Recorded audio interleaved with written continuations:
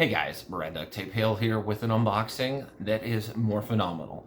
I've actually been waiting for this for a while because I've been trying to find a nicer build, and since Hasbro released it, I don't have to spend $600 on a private contractor to make it. So, inside this box right here is part one of two of an unboxing I'm going to be doing, and probably within, you'll see within the week. I just got confirmation that the other one shipped, so I should have that once we come back from KitsoonCon.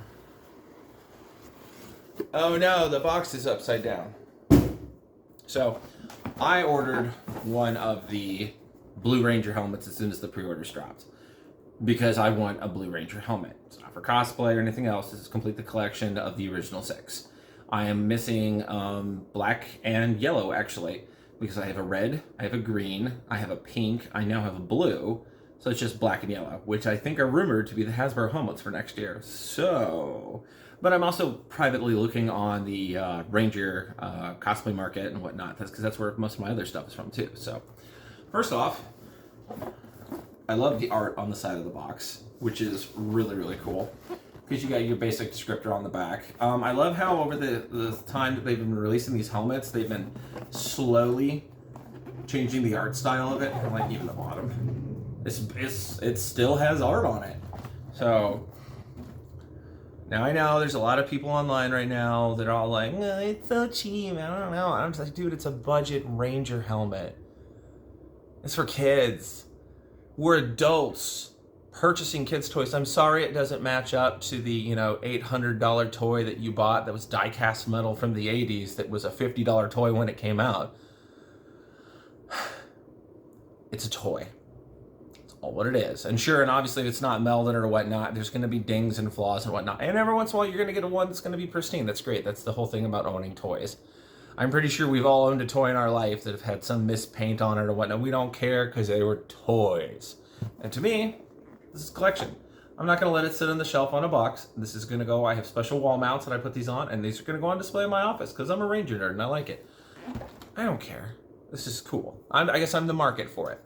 I can't be the pristine ones. They're just like, oh my god, there's a scratch on it. There's ruins. I mean, hell, just make it battle damage. That'll be the cool thing. One of the Pink Ranger helmets that I have, we got from a friend from the St. Louis area. It wasn't like a super expensive one, but we had it and we put it in the back of the car. It was nice, and she gave it to us. And it didn't fit Maddie's head because most of these things aren't super large. These are more Asian builds. A lot of people don't realize that the Sentai frames for most helmets that cycled early were based off of Asian size heads, which a lot of us Americans have big heads, apparently, I don't know. But a lot of have oversizing issues. So a lot of the newer wave helmet makers that went through the US sized them up. So when all the resin printing came out and the 3D printing, all the people used to do the fiberglass and stuff. I mean, it opened up more options for larger helmets that fit more people. So some of these are kind of built in between. I'm getting sidetracked. So we're gonna go ahead and just open the box up. And I also heard rumors on the grapevine that I'll discuss in the next video, but there seems to be some significance to a few new things that are going to get announced. So over the next few years, we might be seeing a pretty cool prop accessory getting fully assembled. So stay tuned. All right, so it's not too hard of a box to open. It's just like the white and the pink and everything else. A lot of your stands and stuff are all wrapped inside. Yeah, it's exactly the same as the white and the pink and the red. I never got the off-brand red one. The like Legacy or the Lightning or whatever, because I already had a Nikki one, so I was like, I don't need a second white, I don't need a second Red Ranger helmet. I did get the White Ranger one because I was thinking it might be one I could wear because I have an oversized head. So yeah, that's why I have 2 of those. All right, nothing else in there. Pull out. And there's the center stand. So I'm gonna clear my space and let the cats play with the boxes. So, helmet comes paper wrapped and everything. There's no bubble on it, but that's not too delicate of it. And it looks like it has the same internals.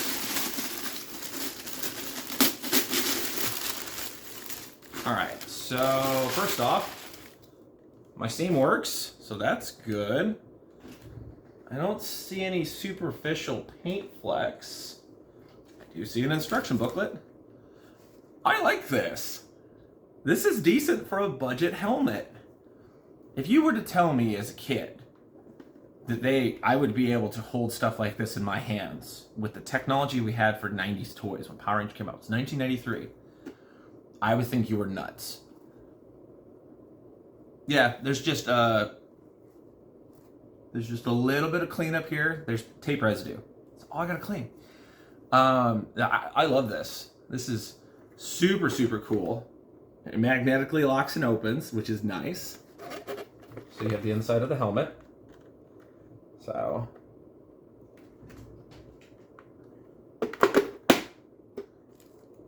the detail of the horns is really cool. I mean, it pops. Oh, it's so awesome.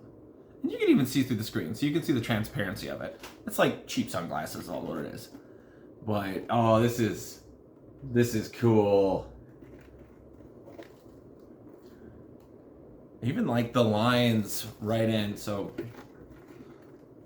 the lines right in here. These aren't just painted. This is textured in.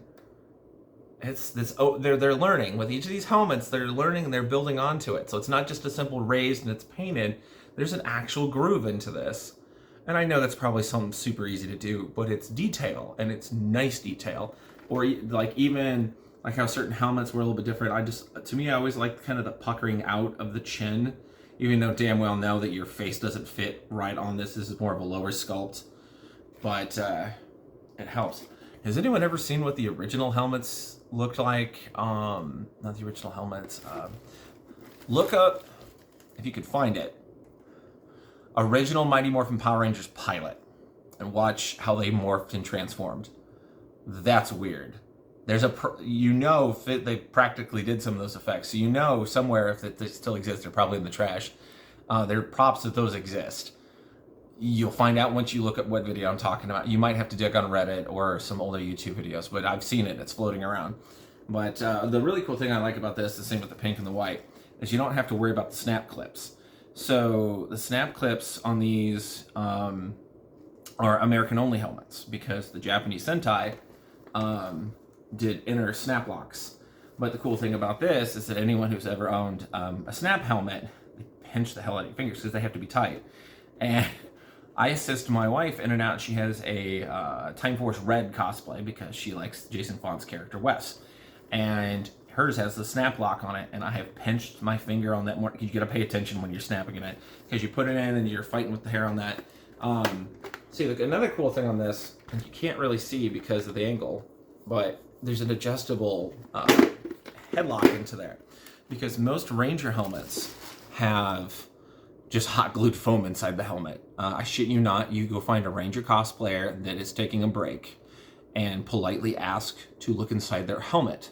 And there's either going to be a built-in fan or there's going to be some form of cushion / cooling thing glued into there, or like a cloth that they use because that rubs on the back of your head, and it'll also slide around, so it kind of helps kind of keep it fixed and controlled. Because if you have it normally and you're walking around, you want your helmet to be like this, because if it doesn't have any fix, it's going to be like, and it's going to slide and it's going to be hard to see out of. It's not going to be like it's roads on, it's not going to be like driving on ice, but it's more fixed in. So it's good for photos, it's good for you when you walk around. Although, let's face it, most Ranger cosplayers don't fully walk around in their helmets because, believe you me, they can't see more than probably 3 or 4 feet out of it at best. We have a friend that walks around as Turbo Red. For the love of me, it's escaping mind. He's Power Rangers Space Blue. He took over for Tommy. I can't think of his character name.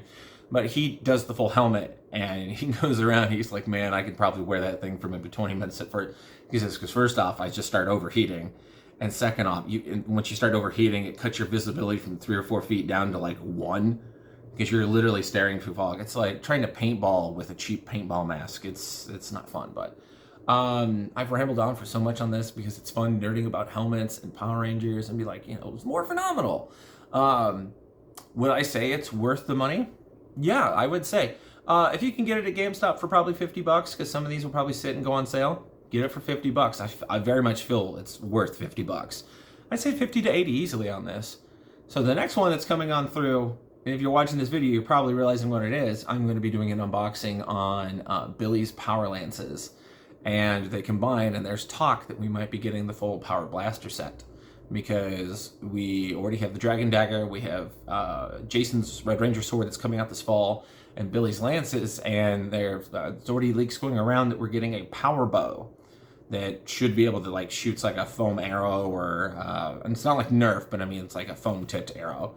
And the talks of the Power Axe and the daggers. So fingers crossed. I really hope it's true. It's the internet, so take it with a grain of salt. But guys, remember, like always, be like duct tape. Stick to it. Bye-bye.